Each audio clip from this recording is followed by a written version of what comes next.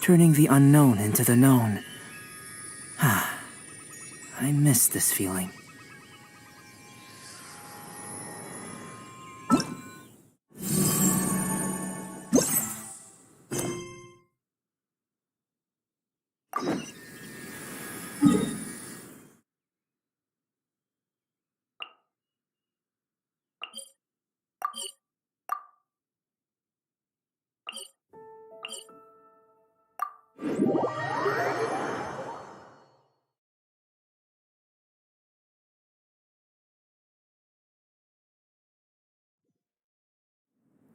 Master.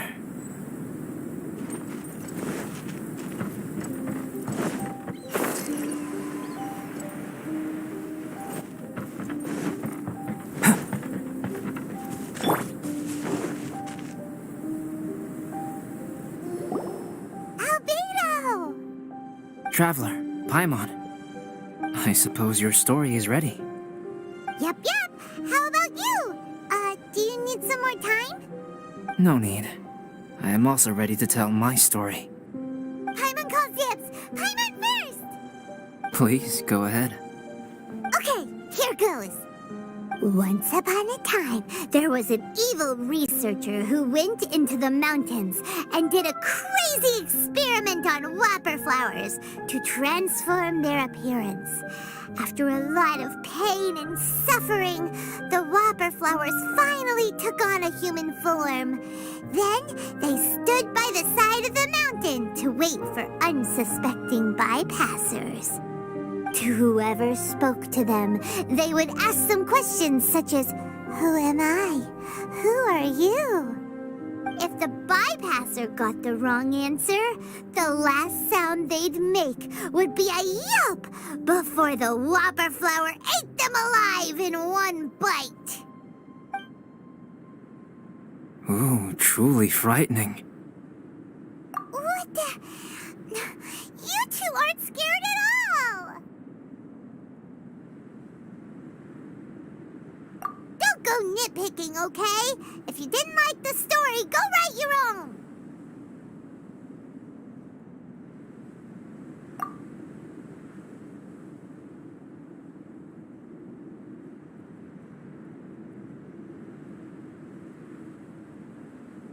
In other words, the whopper flowers would ambush and then completely replace their victims. And then what? Go back to where the person lives? Enter their home? Eat their whole family?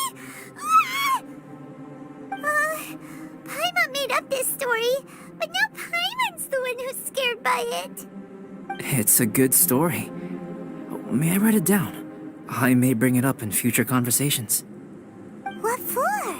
Just to scare people with? Yes. You've got a real mean streak, Albedo. Mine is a little longer than yours. It starts with an alchemist. A great alchemist once created Subject 1. Subject 1 was her proudest achievement, and successfully blended into human society. No one ever would have thought that this friend of theirs was in fact a synthetic human. However, unbeknownst to Subject 1, the alchemist had tried the same experiment many times before he had come into being. Some of the rejects from failed experiments had been discarded, but had not died. Subject 2 was one such failed experiment. He was swallowed by a great dragon that came to rest upon a snow-swept mountain. Many years later, he was resurrected by the dragon's mysterious power. He saw all kinds of people on the mountain, including Subject 1, who had somehow miraculously blended in among them. Never in Subject 2's wildest imagination had he thought it possible for experimental life forms such as they to deceive everyone so successfully. He saw the way humans accepted Subject 1 as a friend, witnessed their affection as they addressed him by name. This was what Subject 2 wanted. Now, all that Subject 2 desired was to replace Subject 1 and take the joy of his existence for himself. This is giving Paimon the chills. So scary. Subject 2 began to unfold his plan. He stole Subject 1's books and notes, and studied all that Subject 1 had learned from the alchemist. Subject 2 was highly intelligent, and he learned quickly. He changed his face into an exact replica of Subject 1's face. Then, he found a plant with mimicry capabilities, and transformed it using dragon blood and alchemy. And so, not only did Subject 2 transform his own appearance to perfectly match that of Subject 1, he also created a third entity, Subject 3. What? There's 3 of them now? But Subject 2 wanted to become a perfected human. So, he erased a mark in both his and Subject 3's necks. For these marks were symbols of imperfection. In my view, it was probably a subconscious act, an instinct. He so desperately craved to become a perfect human being that he forgot something. Human beings are defined by their flaws. Subject 2's plan was meticulously crafted. Subject 3 would draw Subject 1's attention. After Subject 1 disposed of Subject 3, he would assume the threat had now disappeared and would let his guard down. The next moment that Subject 1 was alone, Subject 2 would make his move. He would eliminate Subject 1 and become the only one remaining. He would secretly replace the Subject 1 of everyone's memories and inherit his identity, residence, clothing, sword, name, and friends. People would have no idea that the individual they knew had become somebody else from one day to the next. This is way too scary. Paimon's never gonna be able to trust anyone again. But just before Subject 2 could carry out his plan, a unique stranger entered the mix. Subject 2 tried to make contact with this person, but found that they could somehow sense he was different from Subject 1. What's wrong? Are you scared? What happened then? What happened to the stranger? He became a new stage in Subject 2's plan. One more person that Subject 2 had to dispose of. It's as if there were 3 identical roses in a garden. Only one of the 3 was a fine specimen, while the other 2 were defective specimens that bore poisonous thorns. In all the world, only the gardener who tended to them could tell which was the good specimen. People do not like poisonous plants. Only a perfect rose can fetch a high price. If the inferior specimens wanted to conceal the fact of their worthlessness, they would have to take the gardener out of the picture, using their poisonous thorns. This is exactly what Subject 2 was thinking. So, he hid in the shadows and waited patiently. Maybe soon, he would get his chance to become truly human.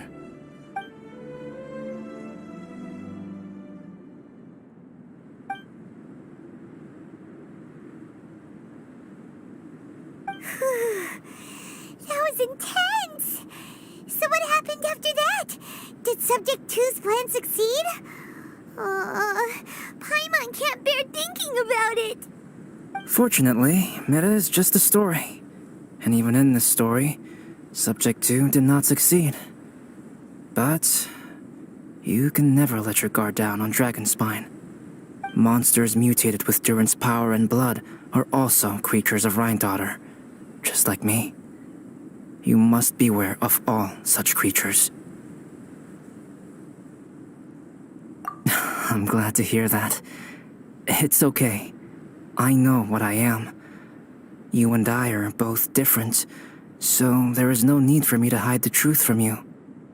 The only thing is that sometimes, when I think about how mighty the power of alchemy is, I feel so small. As beings who set foot in this world, how arrogant are we in desiring to control our destiny and in desiring to create?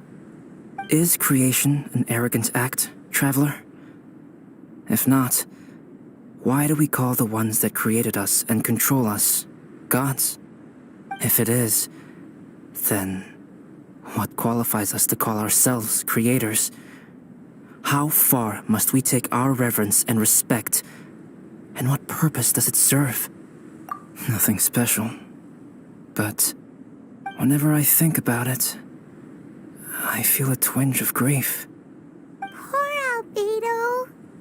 Hello? Traveler, are you here?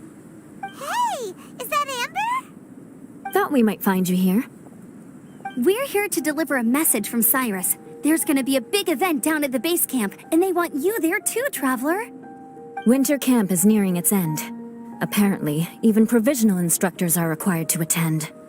Looks like we need to go, Albedo. Bye for now. Then I won't keep you. I have some things to attend to here, so forgive me for not seeing you down. Don't worry about it. There have been no issues getting up and down the mountain recently. Is everyone ready? Let's not keep them waiting.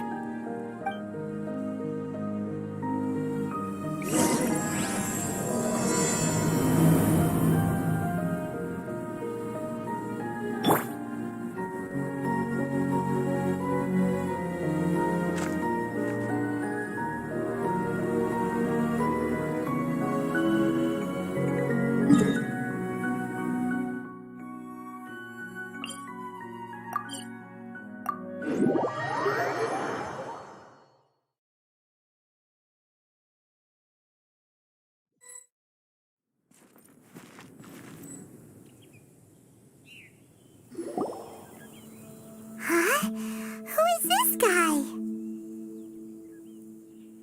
Allow me to introduce Yozerv. He's Joel's father. Dad, this is that traveler I was telling you about. The traveler's helped me out loads in the past, and this time we even built a snowman together. Joel has told me everything about you. I can't thank you enough. Wow, this is amazing! Wait a second. Why is Cyrus discreetly wiping tears away? And what is Pallid doing here? Pallid is the hero of the hour this time. Go on, Pallid. Tell us what happened in your own words. Okay. The weather was fine on that fateful day, and I had a feeling that Lady Luck was smiling down on me. So I trusted my gut and set off to explore somewhere new, somewhere dangerous. Because where there is great danger, there is also great treasure. Why does this sound so hard to believe? But I had only been away from the group for a short while when I fell down a slope and just started rolling. Uh-oh. Did my bad luck rub off on him when we ran into each other on the mountain? The place I fell to was somewhere I didn't recognize, and I'd sustained a few injuries. I remember thinking to myself, this is the worst luck I've ever had in my whole life. Then I met Yozerv. He'd heard the sound of me falling and came out to see what was going on. Huh? Wow, so it was completely by chance then.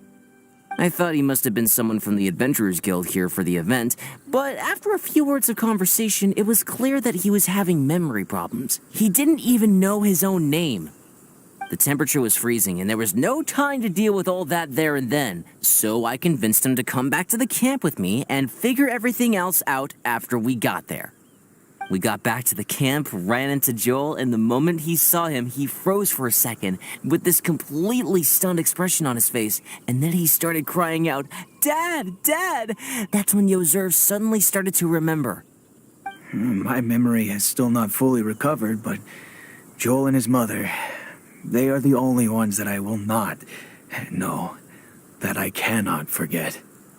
Daddy. Daddy's right here, Joel. Daddy's right here. Yozerf, don't you remember anything else at all? The poor princess, feeding the foxes? I'm sorry. I have no recollection. Maybe it's because of the head trauma. I'm not sure. I woke up and found myself covered in blood. My things were gone, and there was nothing to indicate who I was or how I got there. I crawled into a cave and settled in for a slow recovery. After my legs and feet were a little better, my hunting skills were what kept me